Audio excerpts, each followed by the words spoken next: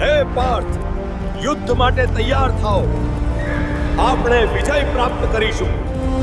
શું તમે ક્યારે વિચાર્યું છે કે હજારો વર્ષો પહેલા રણ મેદાનની વચ્ચે અપાયેલું જ્ઞાન આજે પણ તમારા જીવનની દરેક મુશ્કેલીનો ઉકેલ આપી શકે છે?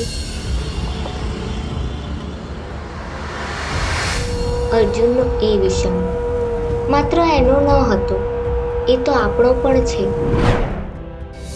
એ જ મૂંઝવણ, એ જ ભય અને એ જ પ્રશ્ન.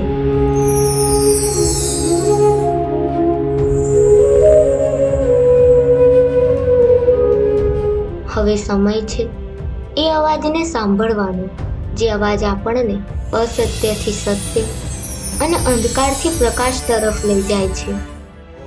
શું તમે તૈયાર છો તમારી ચેતનાને જગાડવા માટે?